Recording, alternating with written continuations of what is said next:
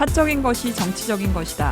페미니스트 정치적 대화 팟캐스트 거침없는 해장 상담소 시작하겠습니다. 와. 되게 처음 나오셨던 분들 중에서 가장 능숙하게 읽어주셨어요. 보통 되게 당황하시는데 역시. 맨날 읽어도 안 되는데. 네, 그러니까요. 네, 안녕하세요. 갓김치입니다. 또 오랜만에 날씨 얘기를 좀 해볼까 봐요. 정말 날씨가 너무 추워졌어요. 겨울이 되었고 생각해보니까 이번 주가 수능이라면서요. 그래서 그럴만하네라는 생각이 들기도 하더라고요. 보통 이맘때면 추워지니까. 그래서 춥고 바쁜 시기를 보내고 있는데 이렇게 추워질 때 또 생각나는 주제가 이제 아픔. 정말 억지로 아니 네, 날씨 얘기와 맞춘 주제라고 생각했는데 기뻤는데 네 아무튼 이 아픔과 간병에 대한 얘기를 오늘 좀 할 건데요. 이 얘기를 같이 해주실 두 분의 패널을 또 모셨습니다. 네 소개 부탁드려요. 안녕하세요, 무명입니다. 네, 안녕하세요. 나랑입니다. 네 새로 오신 나랑님 반갑습니다. 먼저 소개를 좀 부탁드릴게요. 어떤 분이신지. 네, 저는 비혼 페미니스트고요. 강아지 부 엄마이기도 합니다. 부? 네, 부우요. 부. 네, 지금 이제 4살 된 예쁜 강아지고요. 네, 제가 그 페미니스트 저널 1다에서 지난 9월 20일까지 일하다가 퇴사를 하고 예, 지금은 쉬고 있습니다. 1다에서 일을 할 때 비혼 여성의 그 가족 간병 경험을 듣다라는 코너를 기획하고 연재를 했었어요. 그래서 그 인연으로 오늘 이렇게 초대받아서 오게 됐습니다. 반갑습니다. 네, 반갑습니다. 네, 무명님 잘 지내고 계신가요? 잘 지내고 있고요. 정말 날이 추워지면 아플 일들이 이 온도차 때문에 생기는구나라는 걸 되게 실감하고 있어요. 주변에 아프거나 갑자기 아프거나 혹은 지병이 갑자기 도지거나 도진다고 하나요? 그거를? 지병이 도진다. 그런 경우가 지금 있어서 날 추워지면 진짜 건강 걱정을 하게 되는구나라는 걸 정말 실감하고 있어요. 요즘. 그죠. 나랑님은 요즘에 근황이 그러면 일 그만두시고 좀 여유로운 시간을 보내시는 중? 네, 뭐 말하자면 바쁜 백수? 뭔가 퇴사자의 일상을 좀 알려주세요. 제가 사실 그동안 뭐 일을 하다가 그만두고 쉬지를 않고 바로 다른 일을 구하고 약간 이런 식으로 살았어가지고 이번에는 진짜 푹 쉬어보자 해서 한 1년 정도 쉴 계획을 가지고 있거든요. 그동안 모아놨던 돈으로 산책도 하고 뭐 요리 좋아하니까 요리도 하고 뭐 영어 공부도 하고 뭐 또 운전 최근에 운전 연수 다시 받고 있거든요. 그래서 운전 연수도 하고 하다 보면은 이제 시간이 잘 가더라고요. 네. 그래서 주변에서 백수가 천직인 것 같다고. 제가 그 팟빵 게시판에 어떤 분이 이렇게 공감해 주는 건 좋은데 한 소리 내지 말라고.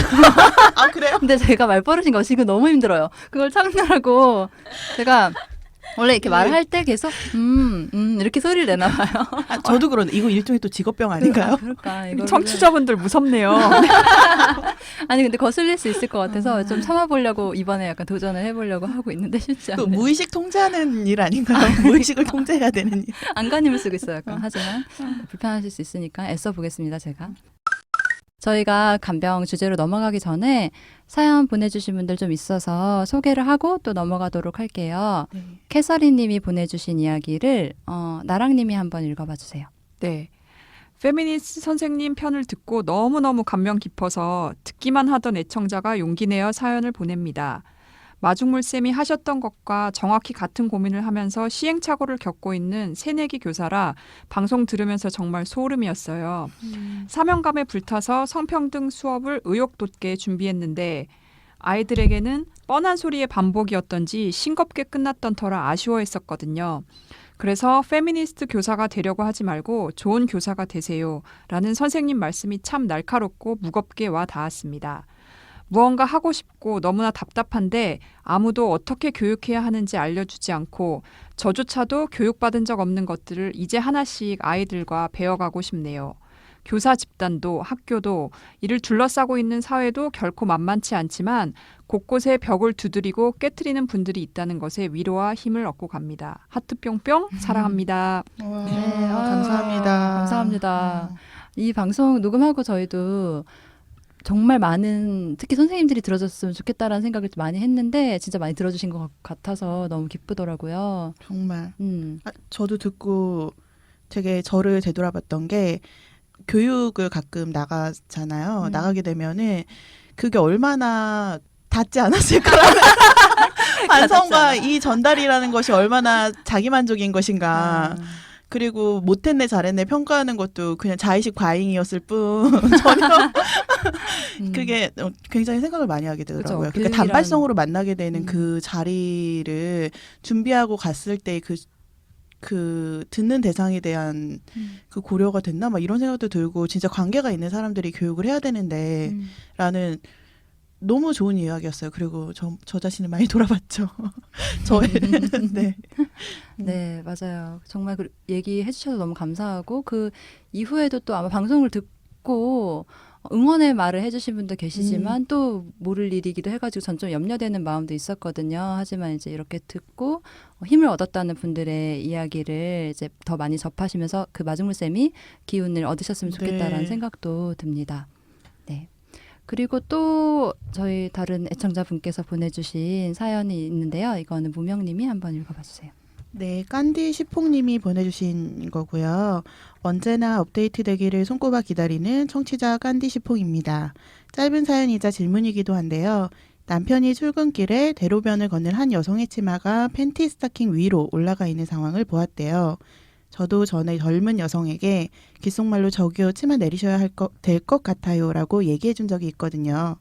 키 크고 건장한 외모라서 어려움에 처한 여성은 당신의 와이프라 생각하고 무조건 도우라고 주입시켰던 터라 그냥 모른 척 지나쳤다는 남편 말에 아니 왜 그걸 말 안 해주고 갔냐고 남편에게 추궁했어요. 그런데 남편이 남자인 내가 그걸 말해주면 불쾌하게 생각할 것 같아서 그랬어? 라고 답하더라고요.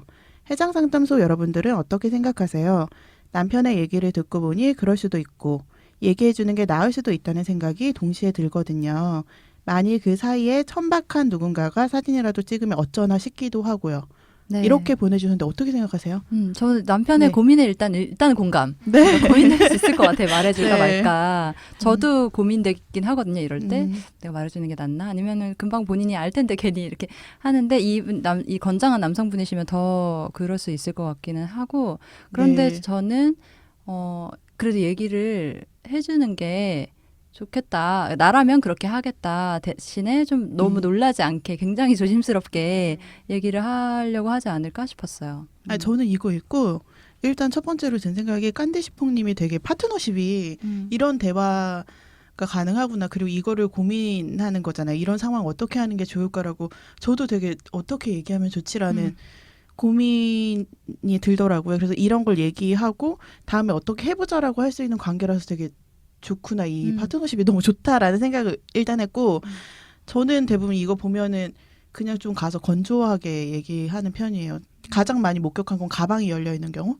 예. 가방이 정말 입을 너무 심하게 벌리고 있는 거를 물건이 되게 떨어질 정도. 자주 봐요. 근데 이건 이 경우랑은 좀 다르긴 하죠. 네. 왜냐하면 남성분이 그쵸. 치마가 올라간 경우를 어떻게 해야 되는 건지랑은 또 다르긴 한데 그냥 되도록이면 너무 걱정하는 투도 아니고 그러니까는 뭐 그렇다고 해서 막 같이 놀래거나 하지 않고 그냥 치마 올라갔어요라고 건조하게 이야기하지 않을까. 이 광경을 목격하진 않았지만 근데 그게 네. 이제 여성인 우리가 얘기하는 거랑 그러니까 남성이 남성이 하는 건조하게 얘기하면 되게 공격적으로 느껴질 수도 있을 것 같긴 하거든요. 저 치마 올라갔어 음. 이렇게 얘기하고 갑자기 되게 불쾌할 수 있을 것 같아요. 그래서 좀 더 조심스럽게 얘기하는 게 낫지 않을까. 왜냐하면 그러니까 그렇게 갑자기 키 큰 남성이 말을 걸어오는 것 자체가 조금 부담스러울 그쵸. 수 있는 어떤 환경에 처해 있으니까 우리가. 그래서 좀 더 조심스럽게 해야 하지 않나. 그쵸. 그 조심스럽게가 어떻게 하는지가 말투나 어투는 중요한데 말투라는 게 본인이 친절하다고 생각했지만 아닌 맞아요. 경우도 있고 하기 때문에 어쨌든 발견하자마자 빨리 이야기해주는 거는 중요하지 않을까 싶어요. 제가 이 여성이어도 처음에는 놀라고 좀 이렇게 그렇겠지만 진짜네? 그렇겠죠. 진짜 올라가 있네 하고 알고 나면은 그렇죠. 오히려 고맙고 좀 약간 민망할 것 같아요. 네. 예. 그래서 빨리 그냥 사실을 그대로 말씀해 주시는 게 좋지 않을까 싶습니다. 맞아요. 네. 저는 사실 가방 열린 거 이런 거 말해준 거 좀 좋아하거든요. 그러니까 도움을 주는 거잖아요. 근데 제가 한번 출근해서 사무실에 왔는데 제 가방이 정말 처참하게 열려 있는 걸 본 적 있어요. 10분 정도 걸어가거든요. 대중교통 다 이용. 지하철을 내려서, 그러니까 뭔가 지하철에서 뭘 보고 제대로 닫지 않은 채로 급히 내렸다가 한 10분을 그렇게 걸어온 상황인 거예요. 정말 시민 여러분 왜 아무도 나에게 말 안 해준 거예요. 그러니까 이런 마음이 들고 그러니까 원망스럽고 오히려 더 당혹스럽죠. 그러니까 왜 아무도 그 10분 동안 나에게 이 사실을 알려주지 않았는가. 물건이 거의 떨어질 지경이었는데 세상 참 각박하네.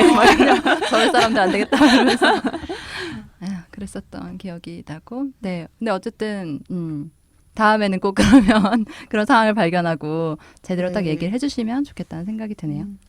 그리고 또 이제 다른 사연 보내신 분들 계신데 다음 주에 방송에서 다루는 걸로 하겠습니다. 기다리고 계실까 봐 말씀드리고요. 사연 이번에 조금 그래도 많이 들어와서 되게 기뻤고 저희가 정말 웬만한 건 다 방송에서 얘기하려고 하니까 적극적으로 어떤 것이든 보내주시면 좋겠고 메일 주소가 uchijang.today@gmail.com이에요. 이쪽으로 사연 많이 보내주시면 좋겠습니다.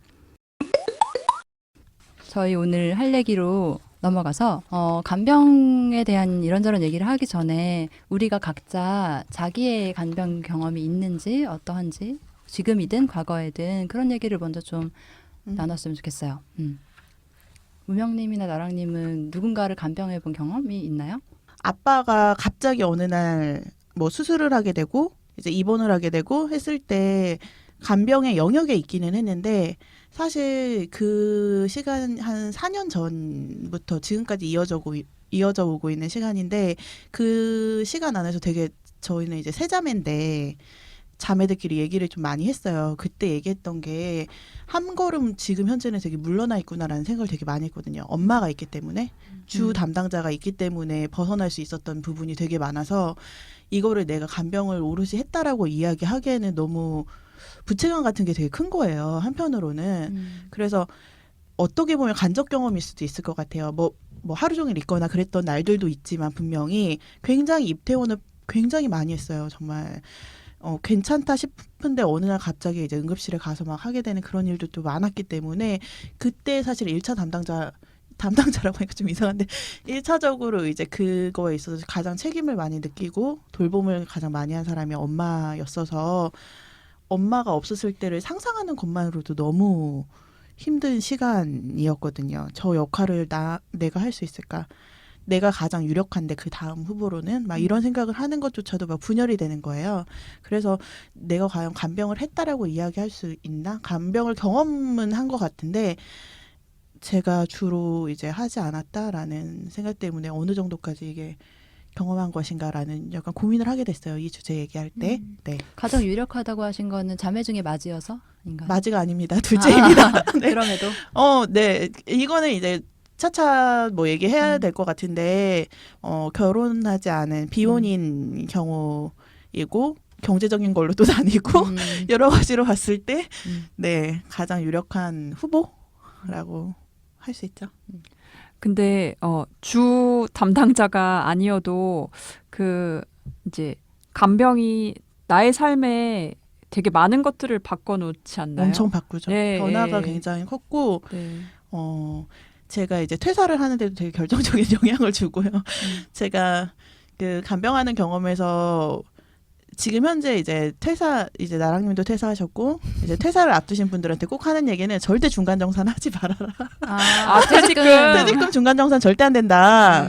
제가 그때 이제 퇴직금 정산도 하고 지금도 여전히 이어져 오고 있지만 그 아빠가 투병 중에 있을 때 되게 회의적인 거예요. 이렇게 열심히 늘 일을 하고 갑자기 어느 순간에 이제 삶이 무언가 일부분은 상실된 거죠. 왜냐면 직장이나 이런 거를 더 이상 유지할 수 없는 상태인 거고 저희 아빠는 이제 눈이 갑자기 시력을 상실하게 되는 경험을 하게 되니까는 일상생활에 너무 큰 변화가 있었어요. 가족들도 그 영향을 받죠. 그걸 어떻게 해야 될지를 고민하는 중에 제가 그때 이거는 역시 현재를 살아야 된다. 돈은 다 쓰자. 올해는 돈을 다 쓴다. 돈을 모으는 게 너무 작게 느껴지는 거예요. 그래서 지금에 하고 싶은 걸 하고 돈을 쓰자라고 하면서 돈도 쓰고 세제금도 중간정산 받아서 이제 뭐 모두 내고 막 이랬던 거죠. 그런데 돌이켜 보니까 아닌 것 같아요. 돈 쓰는 거? 아닌 건 아닌. 아. 그 시간이 주는 또 즐거움도 있었는데 한편으로는 그러니까는 현재를 산다는 게 사실 뭐지? 막 이런 생각이 들더라고요. 그래서 제가 너무 돈이 없이 금전적으로 어려운 상태가 되니까 그게 또 아니더라고요. 사람이 이렇게 극으로 갈 필요는 없는데 네. 그 제 일상이 되게 많이 변화를 주긴 했죠.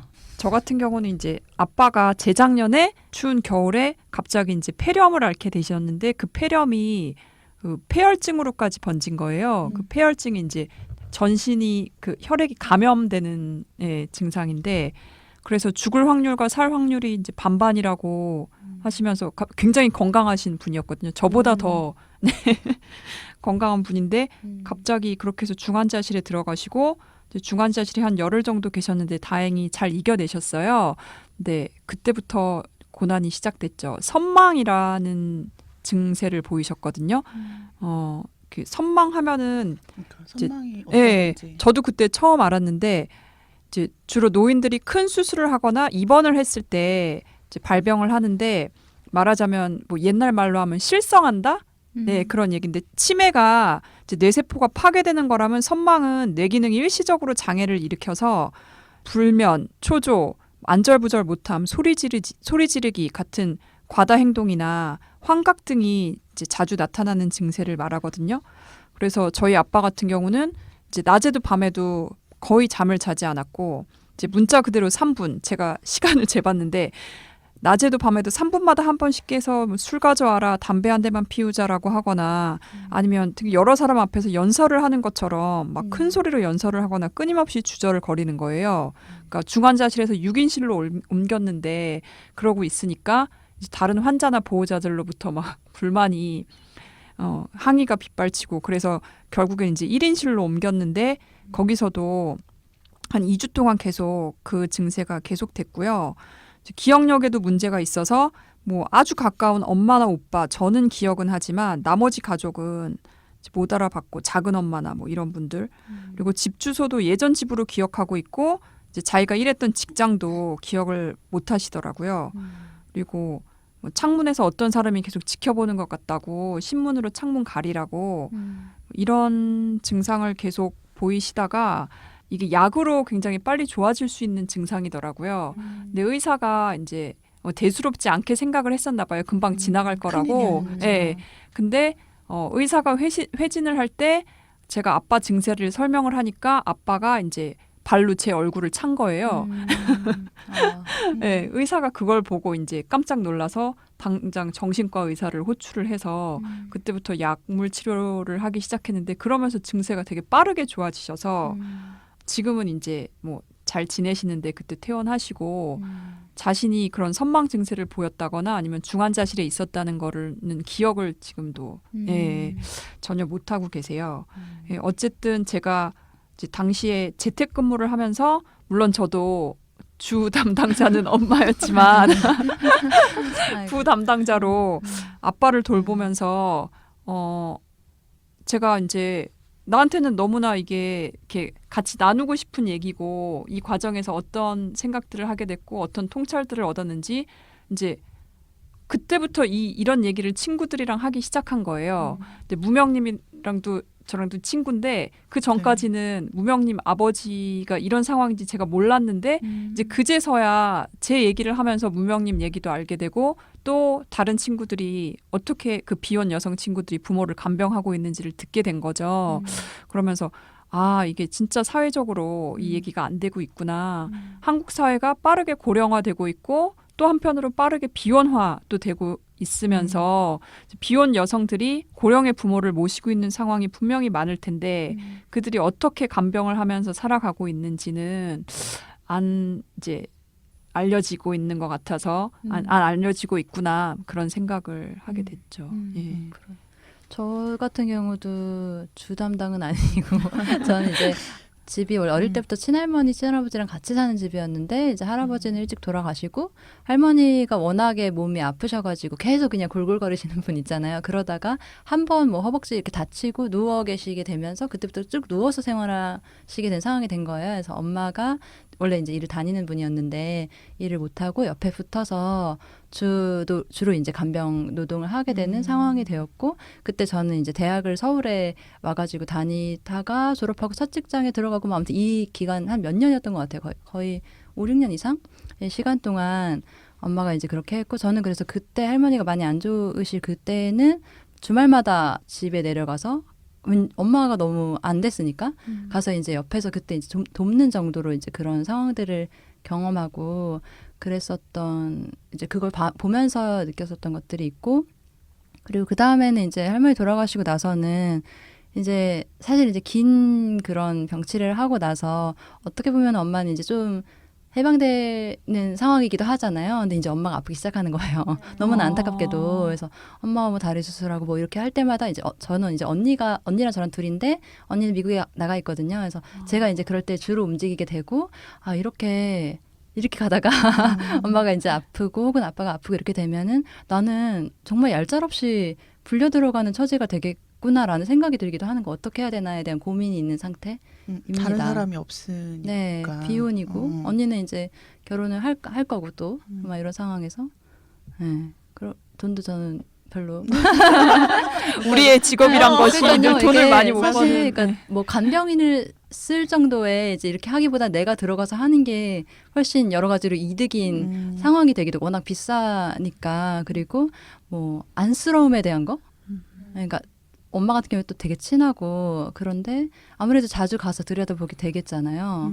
뭐 이런 것들 때문에 아무튼 되게 그냥 지금 막 이렇게 붙잡고 고민하는 것은 아니지만 그냥 앞으로의 내 장래에서 되게 큰 덩어리의 고민으로 남아있는 것이 간병인 것 같아요. 정말 그래서, 비혼 여성들 앞에 딱 놓인 문제일 수밖에 없는 게 가족 중에 다른 누군가가 있어도 비혼이면서 수입이 많지 않으면서 네.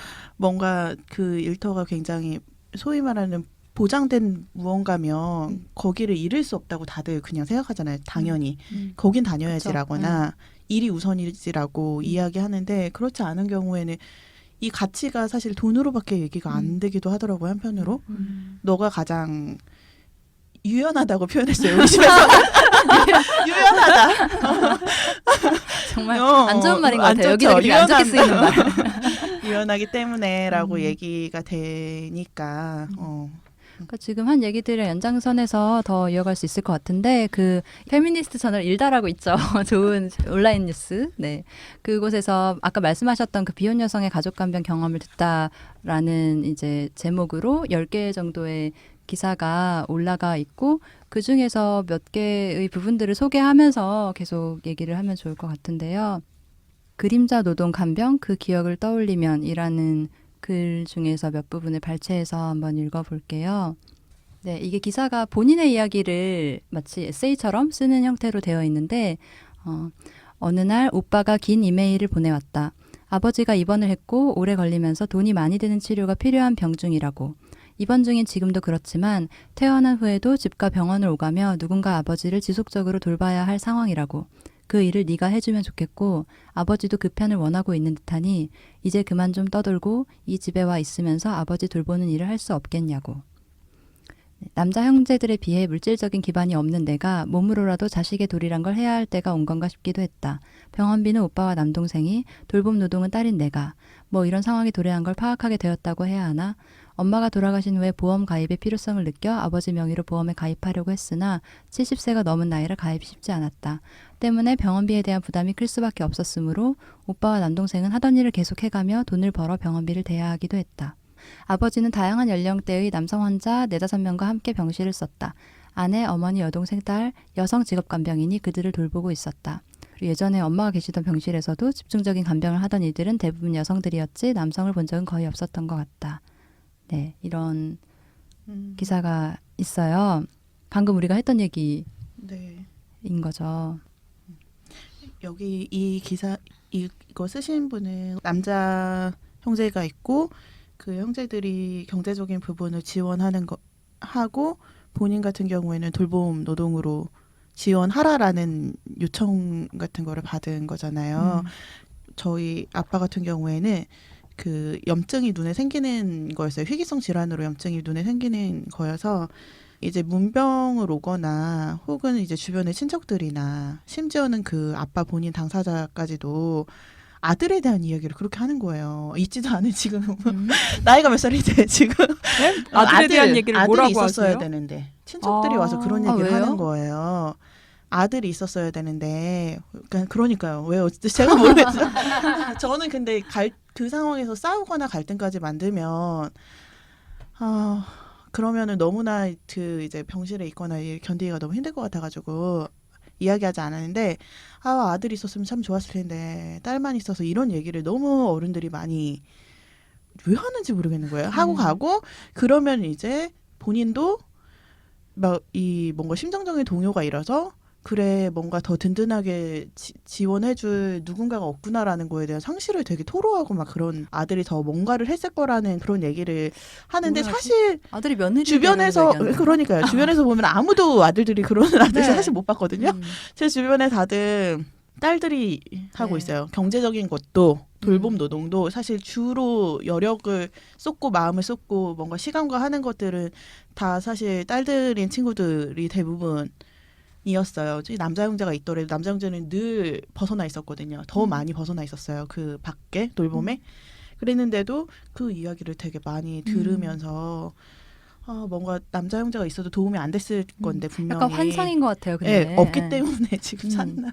보통은 그리고 아들이 있어도 제가 본 케이스에서는 아들이 그러니까 그 아픈 자기를 위해서 뭐 이렇게 해주고 하는 걸 되게 미안해. 해요. 맞아요. 편애하지 않으니까 예, 예. 딸이 하는 건 너무 당연한데 아들이 하는 거는 아유 내가 너를 고생시킨다는 것에 대한 그게 너무 커서 부탁도 잘 안 하고 아들도 그냥 거기에 기대어서 나몰라라 하고 약간 이런 분위기가 더 많은 것 같은데. 저 같은 경우는 이제 오빠랑 저랑 둘인데 이제 당시에 뭐 오빠는 결혼도 했고 직장도 있고 근데 저도 어엿한 직장이 있었거든요. 물론 재택근무긴 했지만 근데 이제 엄마가 오빠가 이제 일 마치고 오면은 오빠는 이제 밤새 간병하는 거 이제 안 해도 된다. 그냥 집에 빨리 가서 자고 내일 또 직장 나가야 되지 않냐. 그러면은 또 엄마가 해야 되니까 저는 그게 엄마한테 너무 미안해서 엄마는 집에 가라. 제가 하겠다. 그러면서 밤새 이제 지키면서 그때 노트북으로 일하고 막 그랬었거든요. 근데 오빠가 사실은 이제 사회생활 경험도 제가 더 많고 사람들이랑 친화력도 제가 더 좋아서 의사나 간호사랑과의 뭐 소통 이런 거나 친척과의 소통 아니면 병상일지 작성 이런 거 모든 걸 담당했는데 네, 다 제가 했음에도 왜 그 자리에서 이렇게 남성을 필요로 하는지 진짜 모르겠네요. 네. 또 다른 기사 한번 소개해 볼게요. 어떤 분은 이렇게 써주셨어요. 만약 이후에 엄마나 아빠가 암에 걸린다거나 치매를 앓게 됐을 때 자식들 중 내가 2분 가까이 살거나 같이 살면서 간병을 하게 될 거라고 생각한다. 나는 여성이라서 돌봄에 적합하다고 여겨질 것이며 실제로도 오빠보다 내가 더 잘한다. 사람들은 오빠는 결혼했고 애도 있으며 자기 가족을 먹여 살려야 되는 사람이라서 직업을 잃어서는 안 된다고 말할 것이며 그럴 때 돈을 많이 못 버는 나의 일은 하찮게 취급될 것이다. 네, 이렇게 적어주셨네요. 정말 그 성별임금 격차 그리고 임금노동 세계에서 여성들이 성공하기 어려운 현실과 정말 이게 정말 음모론 같지만 너무나 결탁되어 있는 것이지 않아요? 왜 네, 그렇게 맞아요. 집집마다 오빠나 남동생보다 비혼 여성이 돈을 덜 벌고 있는 상황이 왜 이렇게 많지? 너무 이상하잖아요. 정말 연결된 문제인 것 같아요. 그리고 언니는 그러니까 이 사연에서도 오빠가 기혼자 네. 시잖아요. 네. 결혼했고 애도 있고. 그러니까 저희도 언니는 결혼을 해서 애도 있는 상황이었어요. 그러니까 결혼을 했기 때문에 애가 있으니까. 근데 당연히 돌봄이 필요한 애들이었거든요. 미취학 아동들이어서. 그렇기 때문에 더 후순위, 그렇죠. 확실한 후순위였던 부모 거예요. 간병보다 육아가 늘 우선이다. 왜냐하면 애들이 어려서 그것도 있고 이제 그 가정이 있다라는 표현을 되게 많이 쓰더라고요. 맞아요. 걔는 가정이 있어가지고 걔는 식구들이 있으니까 그래서 가정이 있는데 사실 저도 동생이랑 그러니까요. 같이 살면서 네. 네 가정이 있는데 가정이 없다라고 표현되는 경우에 결국은 비혼 여성인 거죠. 비혼 네. 여성이 1차적으로 정말 소환이 딱 되고 저는 지금 파트너랑 같이 살면서 이제 강아지를 키우는데 만약에 나 혼자 살면서 강아지를 키우고 있을 때 우리는 가정으로 인정을 못 받을 거 아니에요. 그러면 식구가 아닌 거라. 그러면 간병을 하면서 강아지는 누가 돌보지? 갑자기 이런 생각이. 그러니까요. 네. 정말 돌봄이 필요하잖아요. 네. 정말 필요하고. 결혼한 그 가정만 네. 가정으로 인정받고 그러니까 특히 또 비혼 여성인 자식과 비혼 남성인 자식도 다르다고 생각하거든요. 그러니까 네. 비혼 남성인 자식은 빨리 가정을 따로 이루어야 되는 네. 이제 그렇게 취급이 되는데 비혼 여성은 그냥 아직 우리 식구고 여기에 와서 모든 일들을 다 해야 되는 사람으로서만 생각하는 거잖아요. 그러니까 네. 비혼 남성의 가족 여기다 불러들이면 얘는 가정을 이루어야 되는데 못 이루니까 그렇게는 하면 안 시킬 거란 말이에요. 결혼과 연관지어서 언니가 이제 결혼했잖아요. 아이가 있기 때문에 육아가 우선이라서 가라고 노는 애들이 있으니까라고 했는데 사실 언니가 애가 없어도 가라고 했을 것 같은 거예요. 남편 돌봄의 대상이잖아요. 그래서 가라고 했을 것 같은 거예요. 근데 그 언니가 결혼하셨다고 음. 무명님 언니는 결혼하셨고 저도 이제 오빠 결혼해서 애 있는데 이게 이제 부모님이 아프면 형제들 사이에서 뭔가 이렇게 논의가 돼서 역할 분담을 하는 그런 방식으로 되지 않는 것 같아요. 그러니까 이게 은근슬쩍 그렇게 정말. 돼서 더 좀 기분 나쁜 게 있는데 친구들 얘기 들어보니까 뭐 당연히 네가 지금 뭐 부모님이랑 같이 살고 있으니까 짐 싸기가 편하잖아? 막 뭐 이런 거. 막 이런 식으로 되게 얼렁뚱땅. 그러니까 딱히 이거에 대해서 막 이제 도마 위에 딱 올려놓고 그래 나는 이걸 할 테니까 네가 좀 이걸 해줘. 네가 맡아주면은 나는 이런 걸 할게. 이렇게 좀 얘기가 이렇게 공론화가 되고 가족 내에서 서로 역할 분담을 하면 그나마 좀 원망하는 마음이나 억울한 마음이 덜할 것 같은데 이게 그냥 얼렁뚱땅 비혼 여성한테 다 이제 전가되는 식으로 맞아요. 가니까 저도 만약에 저는 짧은 기간이었으니까 또 엄마가 이제 주 담당자였고 하니까 늘 엄마한테 미안한 마음이었지 뭐 오빠 쟤는 왜 저렇게 안 해 막 속으로 그런 마음은 그때는 없었는데 만약에 시간이 길어졌는데 이렇게 얼렁뚱땅 그렇게 됐다면 왜 나만 이렇게 많이 해야 돼라는 마음을 가지면서 또 그 마음이 드는 것에 대한 죄책감을 갖지 맞아요, 않았을까 맞아요. 예, 그런 생각이 들어요. 예. 그러니까 이게 도리의 영역에서 계속 있어서 네. 그런 것 같아요. 네. 다 일인데 사실 노동인데 아무리 네. 마음이 있고 없고 간에 노동이잖아요. 그게 약간 그 닥쳐올 그런 위기 상황, 그 불행할 수 있는 그 상황을 가정하고 계획하고 이러는 것이 자식으로서 약간 불경스러운 일처럼 느껴지는 부분이 맞아요. 있는 것 같아요. 꺼려지는. 그걸 막 계획하고 역할 분담하고 이런 것이 그냥 할 일인데 네. 근데 괜히 그렇게 생각하게 되는 문화가 있었던 것 같아요. 근데 저는 일단은 그냥 친가족 뭐라 그러지? 부모 자식 관계에서 그 간병을 다 하는 게 너무 당연하게 여겨지잖아요. 근데 저는 그게 아니어야 될 것 같다는 생각을 되게 많이 하기는 하거든요. 그러니까 기본적으로 간병을 주담당하는 사람은 전문 간병인이어야 하고 그 이외의 여러 이제 감정적인 케어나 이제 간간히 오가면서 보고 위로하고 이런 역할을 가족들이 하는 시스템으로 아예 모두 전 인류가 그렇게 됐으면 좋겠다는 생각을 전 정말 많이 해요. 왜냐하면 사실 이전에도 아마 이제 자식들이 부모를 이제 나이 들었을 때 그렇게 좀 봉양하고 돌보고 이런 게 너무 당연한 것이었겠지만 사실 그 노령화된 상태에서 그 앓는 기간이 되게 길어진 거는 완전 최근이잖아요. 그래서 정말 새롭게 맞이한 어떤 인간의 상태인 것 같거든요. 인간 생활 상태에서 이거를 굉장히 감정적으로 친밀하고 뭐가 많이 얽혀 있는 관계에서 그 일을 담당하는 것은 좀 너무 무리스러운 일 서로에게 좋을 수가 없는 일인 것 같아서 다른 방식으로 계속 생각해야 될 것 같은데 그냥 약간 하던 가락대로 하다 보니까 문제들이 발생하는 것 같다는 생각이 들거든요. 서로에게 절대 좋지가 않은 거라고 생각해요. 제가 아무리 엄마를 사랑하고 엄마를 돌보고 싶고 엄마가 아픈 게 싫고 내가 기꺼이 정말 간이고 쓸기고 다 빼주고 싶어도 관계가 망쳐질 수밖에 없기는 하잖아요. 그래서 정말로 제도가 들어오는 방식으로 많이 바뀌어야 되겠다는 생각도 들더라고요. 지금 2014년부터 시범사업으로 병원에서 간호간병 통합서비스라는 것을 이제 했고 시범사업이 끝나고 2015년부터는 이제 그러니까 간호사와 간호조무사가 간호 역할만이 아니라, 그러니까 그 의료적인 역할만이 아니라 간병까지 좀 같이 하는 방식으로 하는 건데 거기에 뭐 건강보험에서 일정 정도의 지급이 되고 이런 식의 시스템이 생겨났고 일부에서 지금 하고 있는데 조금 확대하자는 이제 사회적 논의나 이제 정책 마련 같은 것들이 되고 있는 단계인 것 같아요. 이게 근데 간호사나 간호조무사 분들이 이 일을 하게 되면 역할이 더 확대되는 거죠. 간병하는 그쵸. 역할까지 하게 되는 네. 거기 때문에 진짜 인력 많이 필요하지 맞아요. 않을까 싶고 병원에 가면은 정말 보이지 않았던 사회 부분이잖아요. 정말 이렇게 아픈 사람들이 많나?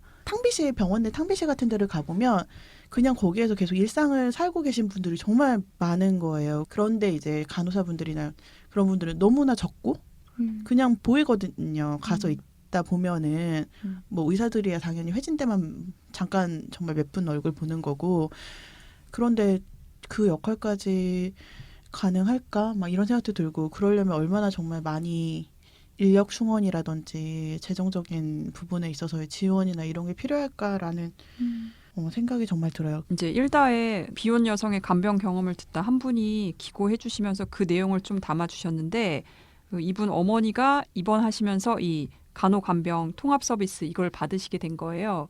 근데 이분은 가족들이 이제 그 24시간은 아니지만 계속 짬짬이 와서 돌볼 수 있고 이모들이나 친구들이 또 와서 이렇게 봐줄 수 있는 상황인데 24시간 있을 수 없다는 이유로 이제 무조건 이 해당 병실 간호간병 통합 서비스 해당 병실로 가라 해서 거기 갔는데 사실 말씀하신 것처럼 우리나라 그 간호 인력이 되게 늘 이직도 굉장히 잦고 늘 딸리잖아요. 그러다 보니까 간호사한테 이 간병 업무까지 더해지는 방식으로 갔던 거고 그래서 이 병원에서 이제 할 수 없이 간병 업체랑 이제 연계를 해서 간병인을 데리고 와서 그 병실에 썼는데 간병인 한 명당 환자 8명을 돌보게 했던 거죠.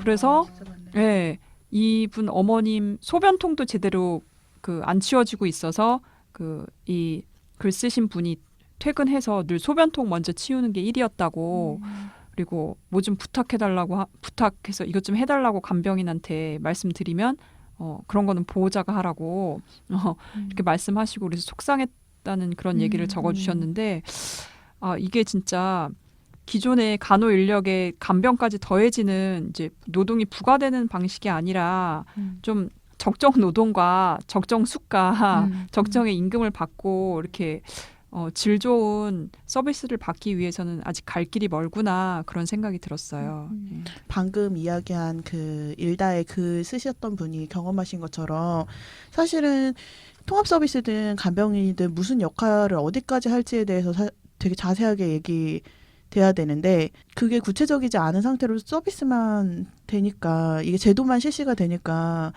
그게 개인적으로 다 조율해야 되는 거잖아요. 근데 사실 보호자들이 내 가족이 있는 상태에서 사실은 의사랑도 협상하기 어렵고 간호사분들도 그렇고 간병인을 쓰더라도 그 간병인에게 무언가를 요구한다라는 게 되게 문턱이 높아요. 장벽이 그러니까 되게 혹시 있어요. 우리 아빠나 엄마한테 어떤 뭔가 불이익이 갈까 불이익이 네. 가지 않을까 늘 그 동일하잖아요. 누군가를 맡길 때와 똑같잖아요. 누군가를 의탁하는 상황에서 뭔가를 요구하기가 되게 어렵기 때문에 그게 처음부터 역할에 대해서 되게 명확하게 있거나 요구할 수 있거나 확인할 수 있는 게 있으면 좋은데 사실은 개개인 간병인 분들이라든지 간호사분들의 문제라고 생각 안 하거든요. 그게 되게 명확하지 않은 상태로 정말 업무 가중만 되니까 있는 일이구나라는 생각이 정말 많이 들어요. 지금 또 다른 제도로는 가족을 돌보기 위한 이제 휴직 제도가 현재 한국에 있는 상태인데 그걸 사실 이제 잘 안 쓰죠. 있는지도 모르고 그러니까 뭔가 청구할 수 있는 거예요. 그 휴직을. 근데 그게 무급인데 그것을 유급으로 바꾸는 법 개정안이 추진된다라는 기사가 올여름에 있었고 일본에서도 이제 간병 때문에 퇴직하는 사람들이 많아서 그걸 막기 위해서 유급 간병휴직을 도입한다는 그런 이제 기사가 난 게 있었어요. 이런 식의 움직임들도 있는데 저는 이거에 대해서는 좀 별로라고 생각하는 편이긴 한데 유급 간병휴직이요? 네, 그러니까 간병휴직이라는 형태로 이것을 지원하고자 하는 것에 대해서 일단은 지금 있는데 못 쓰는 것처럼 그러니까 노동 상태가 막 완전 안정적이지 않은 상태에서 누가 이 간병 휴직을 막 쓸 수가 있겠어요. 이 부분도 걸리고 쓴 다음에 여자가 쓰게 되겠죠? 라는 부분도 걸리고 그러니까 마치 이게 그러니까 이런 방식의 지원 마치 예전에 그러니까 사실 필요한 부분이기는 한데 예를 들어 양육수당 같은 것을 이제 여성들에게 이제 지급하는 방식으로 지원할 때 사실 이제 되게 필요할 수는 있잖아요. 여러 가지 돈 들어갈 게 많고 근데 그렇지만 그런 방식이 아니라 이제 국공립 어린이집이라든가 이런 걸 확충해서 여성들이 집안에 있기보다는 이제 다른 활동을 할 수 있는 길을 열어주는 방식으로 지원하는 것이 있는데 그게 아니라 그냥 현재 성역할 분담은 그대로 놓고 그걸 잘하기 위한 지원을 하는 것과 비슷한 느낌으로 저는 느껴지긴 하거든요. 그러니까 가족을 그게 안 좋은 간병하기 결과를 위한 많이 봤기 때문인 것 네, 같아요. 가족을 간병하기 위해 네. 너가 그러면은 휴직하게 해줄게, 돈도 줄게 이런 식으로 너는 그런 집에서 부모님을 돌봐야지라는 느낌의 제도가 결국 결과적으로 이게 왜냐면 지금 현재 간병을 누가 담당하고 있는지 생각해 보면 그쵸. 비혼 여성들이든 어쨌든 기혼이어도 여성들이 주로 담당하고 있는 상태에서 그 공백이 갑자기 다른 누군가가 채워지지 않을 거잖아요. 그럼 직장을 다니고 있는 그러니까 직장을 다니고 있는데 그나마도 이용할 수 있는 네. 비혼이거나 이제 뭐 기혼이든 여성들이 이거를 이용하게 될 거기 때문에 물론 왜냐면 현실이 안 바뀐 상태에서 이게 그쵸. 들어오면 당연히 지금 그 역할 하고 있는 사람들에게 경제적인 지원은 조금 더 될 수는 네. 있겠죠. 그런데 그러니까 해결은 이게 안 되는. 근데 정말로 근데 어쨌든 직장에 다니는 여성들도 정말 이 직장을 놓고 싶지는 않은데 간병은 정말 어쩔 수 없이 해야 되는 상황이야. 그러니까 그런 요구들이 있으니까 그런 경우에 현실적으로 당연히 너무나 필요할 수 있고 큰 도움이 될 수 있을 것 같아요. 근데 이제 정책을 설계할 때 그냥 그렇잖아요. 좀 더 어떻게 이 사회를 변화시킬 것인가를 염두에 두고 해야 되지 않나. 그러니까 일차적인 거에 대한 지원밖에 안 되잖아요. 음. 일을 쉬거나 그만둔다고 하니 그러지 않도록 일단은 그쵸. 유급으로 해서 지원은 해주겠다라는 걸로 되는. 근데 이제 그렇게 해서 때문에. 쓰고 돌아왔을 때 커리어에 영향 없을 것인가?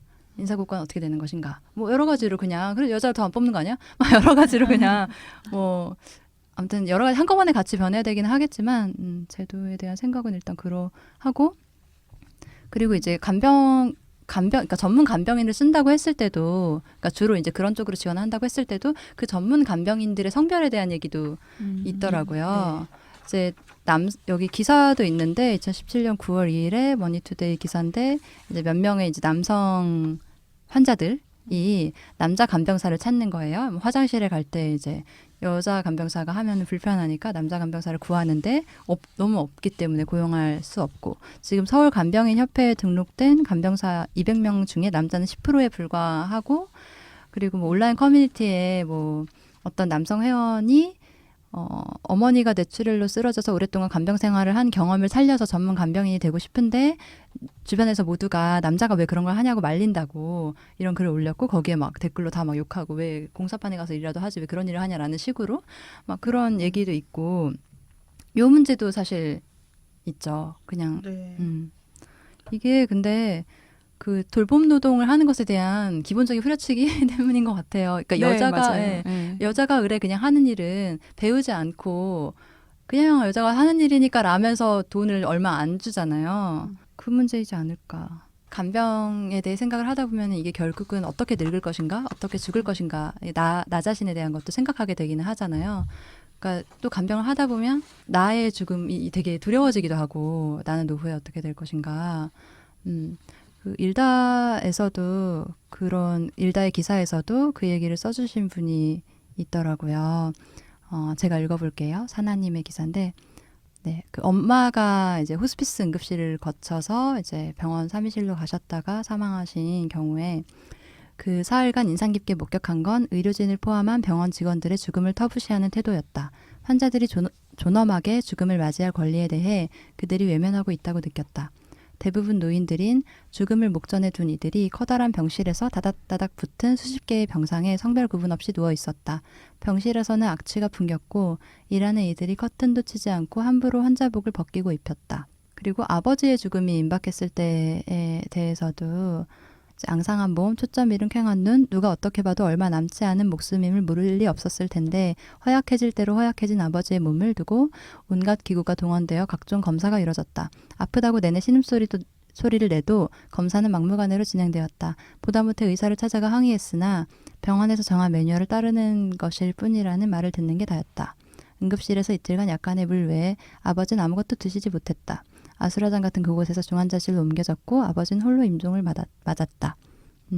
이런 기사가 있었는데 정말 너무 사무치는 할 얘기가 되게 많은데 갑자기 시간이 없는데 제가 할머니가 돌아가실 때 이 병원에 대한 분노 때문에 거의 며칠간 밤잠을 못 이루고 막 거의 치를 떨었던 기억이 있거든요. 그 할머니가 중환자실을 되게 오래 있었고 계속 왔다 갔다 했고 돌아가실 때도 중환자실에서 눈물 날 것 같네. 돌아가셨는데 완전 지금 읽은 거랑 되게 똑같은 상황이었고 이렇게 생명을 연장하는 게 정말 하등의 의미가 없다라는 생각이 들 정도로 너무나 만신창이가 될 때까지 그냥 생명 연장밖에는 아무것도 목적이 없는 것처럼 느껴졌어요. 그리고 그 상황에서 가족들이 선택할 수 있는 건 되게 적었고 너무나 배려받지 못하는 느낌이었고요. 그냥 이제 제가 약간 책을 추천하고 싶은데 저자 이름 기억이 안 나는데 혹시 도시에서 죽는다는 것이란 책? 네. 그 책을 저도 보면은 아빠 간병하면서 읽었어요. 되게 좋은 책이죠. 그 책을 많이들 읽으셨으면 좋겠네요. 이거 해장픽인데 오늘. 네. 정말로 문제가 커요. 이 부분은. 네, 다른 분들도.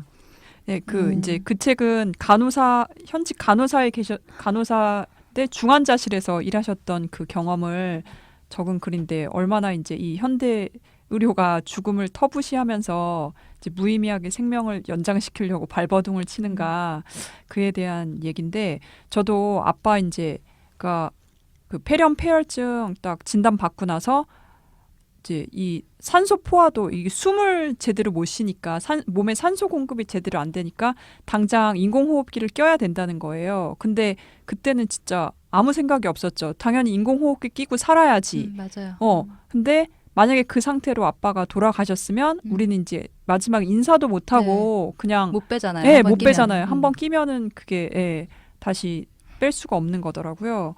그래서 진짜 지금도 그 생각을 하면 아찔한데 그러니까 워낙 이제 현대 의료가 죽음에 대해서 터부시하고 이제 존엄하게 죽을 권리에 대해서 보장을 안 하다 보니까 그냥 이런 일을 닥치면 그제서야 뒤늦게 알게 되는 거예요. 미리미리 이런 것에 대해서 고민을 하고 내가 이런 상황이면 혹은 우리 부모가 형제가 이런 상황이면 나는 어떻게 할까 이런 시뮬레이션을 한 번도 해보지 않는 거죠. 그러다 보니까 가족들도 그 효라는 것에 입각해서 이제 무의미한 연명 치료에 동의를 하게 되고 그러다 보면 이제 환자도 가족들도 결국 고통스러운 상황에 처하게 되는 것 같아요.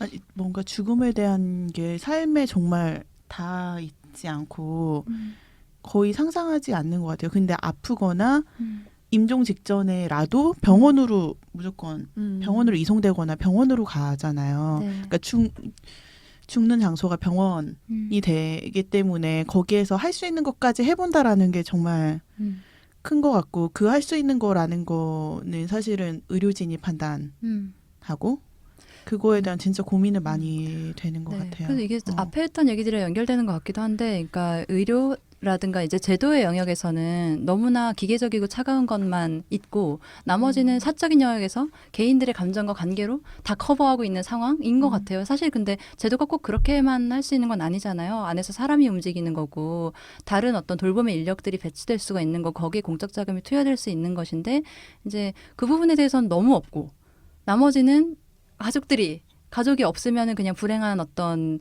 사회 보호 계층이 되어서 그에 대한 지원만 있고 이런 식의 방식은 너무 아닌 것 같다. 좀 인간의 권리, 인간의 존엄 이런 걸 좀 많이 고려한 방식의 제도나 이런 정책들이 더 많이 필요한 것 같다는 생각이 특히 이 아픔과 질병에 대해서는 너무 많이 드는 것 같아요. 그리고 이거를 겪지 않은 사람들은 그냥 정말 아까 우연히 얘기한 것처럼 그냥 당연히 이렇게 해야지 이렇게만 생각하고 딱 끝이에요. 그 안에서 어떤 일이 이루어지는지에 대해서 너무 관심이 없고.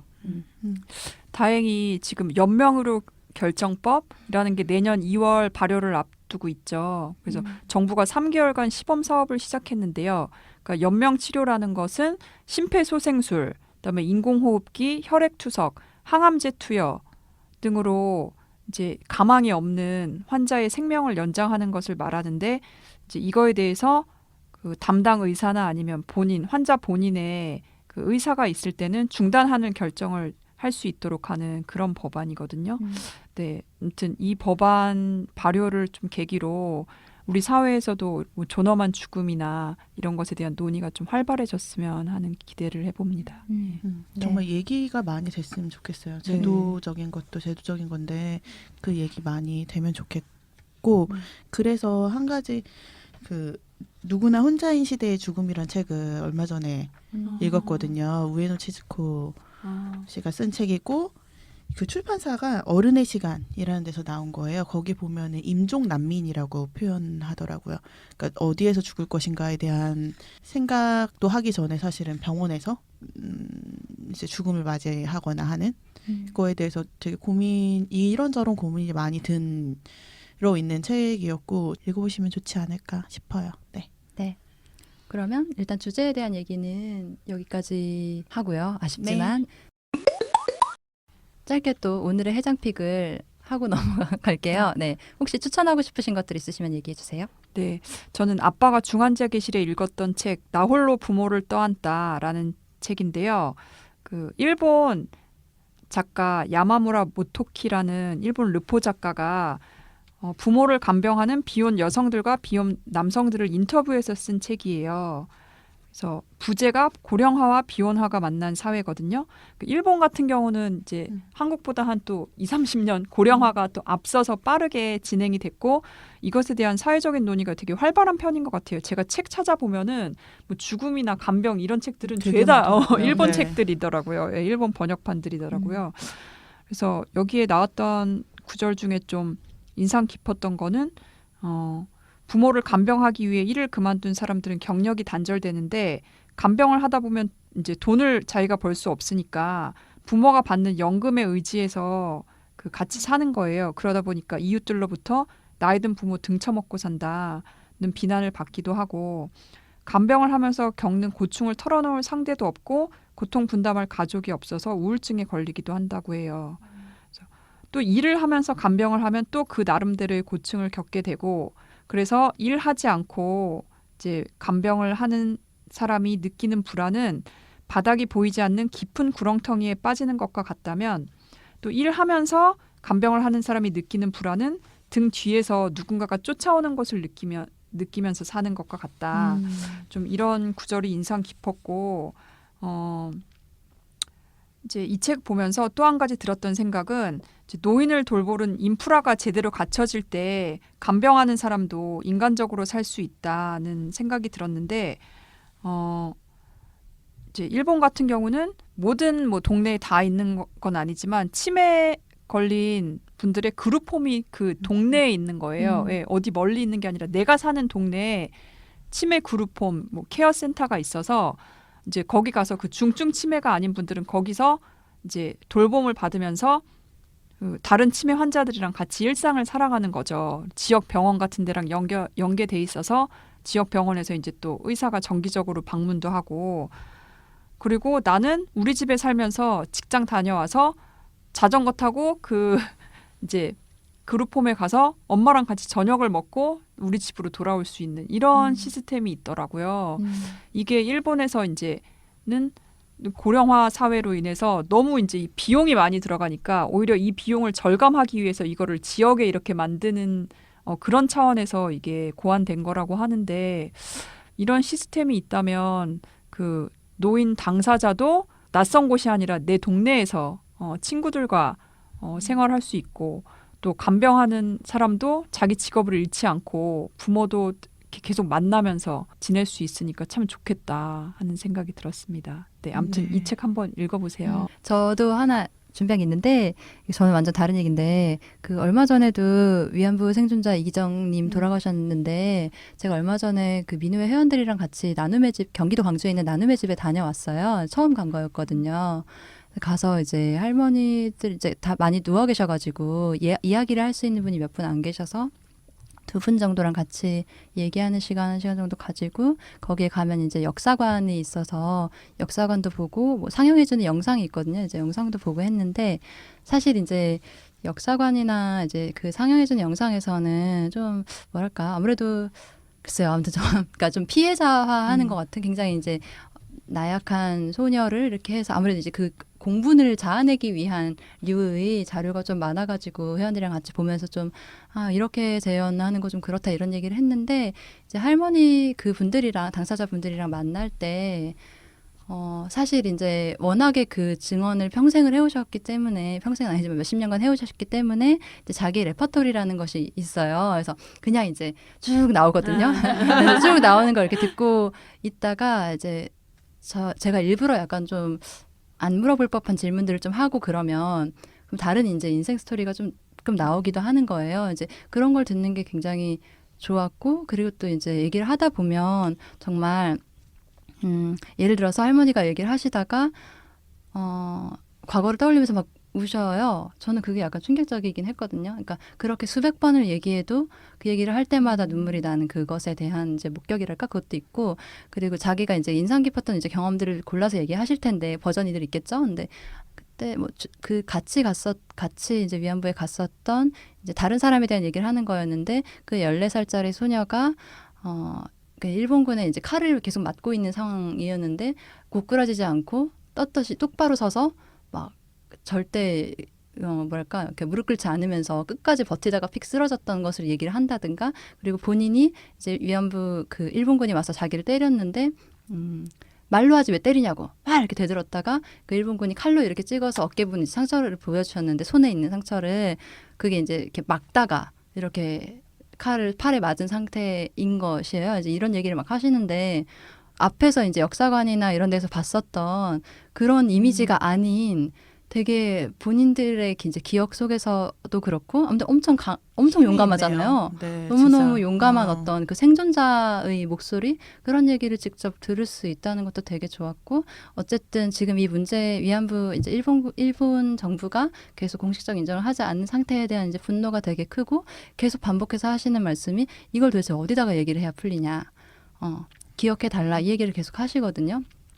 그리고 사람들의 관심이 점점 예전보다 이제 줄어들고 있고 그 본인 생존자의 수는 계속 줄어들고 있고 이런 거에 대한 의식도 되게 많이 하고 계세요. 그래서 많이 좀 발길이 끊임없이 있고 이야기를 듣고 이런 게 좀 힘이 될 수 있는 것 같고 그냥 그 나눔해주 홈페이지 검색해가지고 전화해서 그냥 어떻게 하면 되는지 물어보면 아마 잘 안내해 주실 거거든요. 그래서 여럿이 그냥 약속 잡고 가서 어떤 이제 프로그램대로 움직이고 이렇게 하면 되는 거니까 시간이 되시는 분들은 많이 가셔도 좋겠다. 혼자 가기 그러시면은 여럿이 좀 묶어서 그런 말씀을 드리고 싶었습니다. 네. 그러면 너무 갑자기지만 오늘 방송을 여기까지 하는 걸로 하고요. 녹음에 대한 소감도 다음번 방송에서 그냥 묶어서 한꺼번에 할게요. 네. 그러면 저희는 쉬고 와서 다음